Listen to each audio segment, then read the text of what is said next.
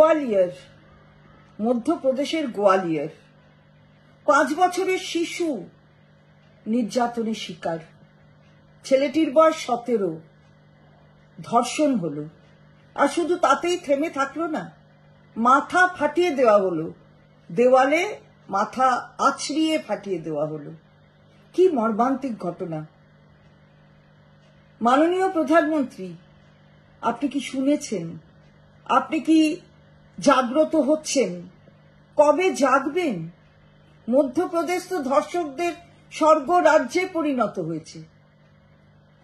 মধ্যপ্রদেশের মুখ্যমন্ত্রী শ্রীযুক্ত মোহন যাদব, তিনি একেবারে স্বর্গ রাজ্যে ধর্ষকদের এক রাজ্য হিসাবে মধ্যপ্রদেশকে পরিণত করেছেন। নারী নির্যাতন, শিশু নির্যাতন, যৌন নির্যাতন শীর্ষে রয়েছে। প্রায় 5000 মামলা বিচারাধীন, আর সমস্ত অপরাধীরা জামিনে মুক্ত। আজকে আমাদের কথা নয়, এটা এনসিআরবি রিপোর্ট, তাতেই বলছে যে এই বিজেপি শাসিত রাজ্যগুলি যেমন গুজরাট, রাজস্থান, মধ্যপ্রদেশ, উত্তরপ্রদেশ একেবারে মহিলা নির্যাতনের, শিশু নির্যাতনের শীর্ষে।